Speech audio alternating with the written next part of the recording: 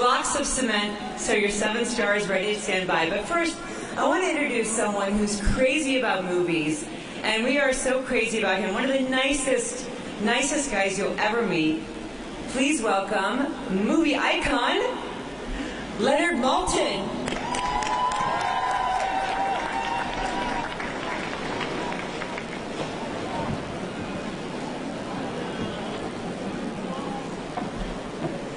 Good morning. Hi, everybody. You know, Hollywood, in one sense, doesn't pay enough attention to its history. But people are catching on now. The studios, the producers, the stars, they're beginning to appreciate what they've accomplished and what's been accomplished before them. And this is evidence of that, because Marvel Studios has taken 10 years of our lives and filled them with these incredible movies.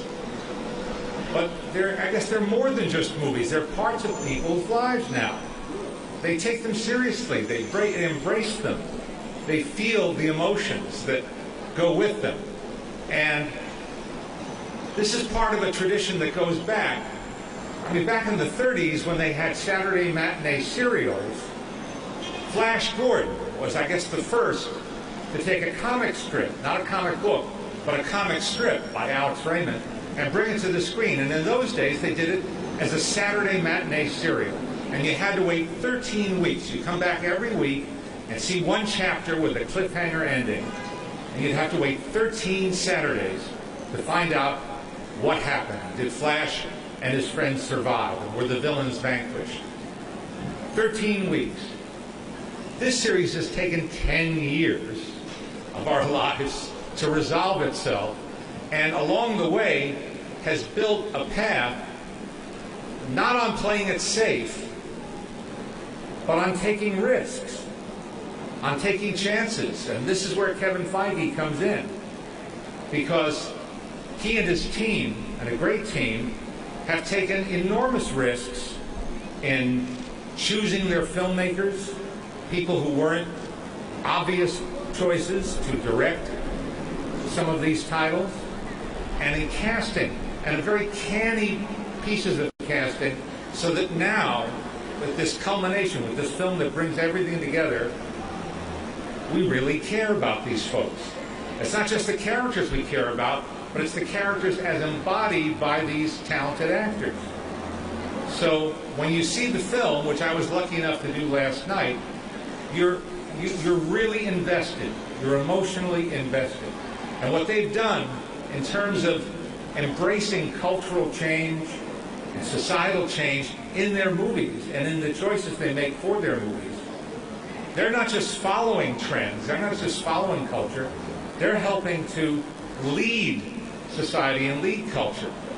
And evidence is there from Captain Marvel and its female protagonist and its female staff behind the camera. Black Panther, with what it has done, making Wakanda seem as real as any actual country on the map of Africa. These are major steps. And it's another incidence of movies leading our thinking and helping to shape our thinking about the real world. So yes, they're escapist entertainment, and they work beautifully as escapist entertainment, but they're more than that. And Kevin, who, like me, grew up in New Jersey, was a fanboy.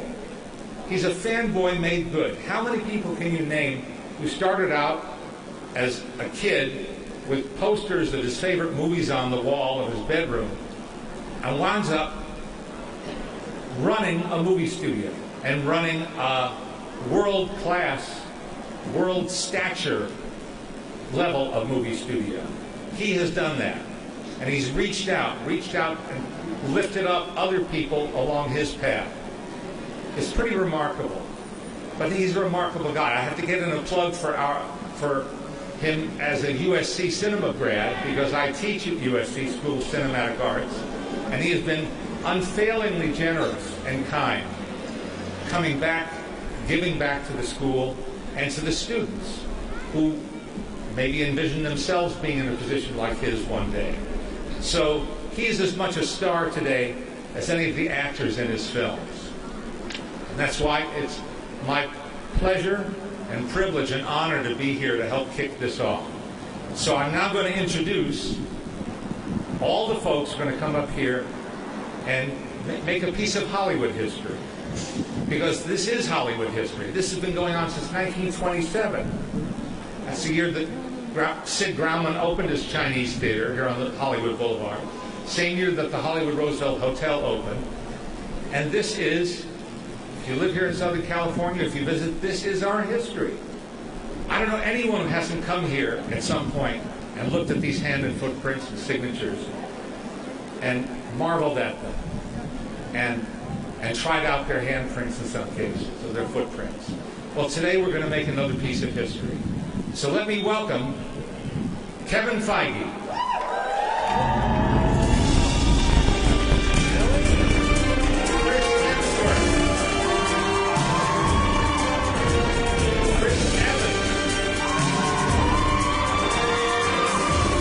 Scarlett Johansson, Ruffalo.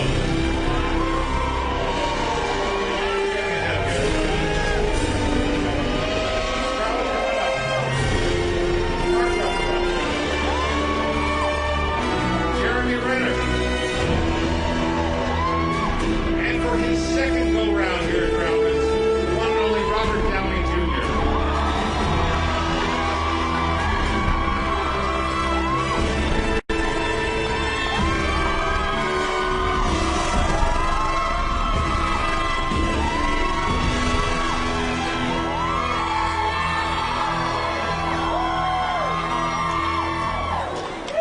All right. Ladies and gentlemen, the Avengers.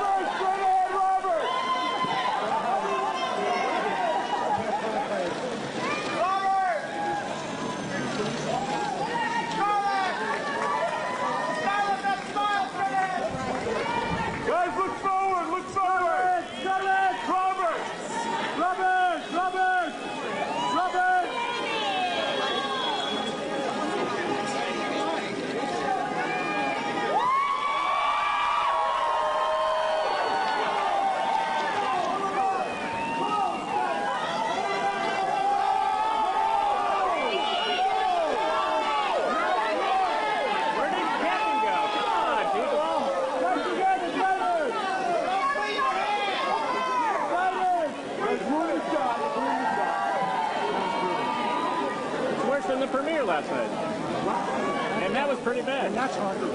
Yeah. Decided!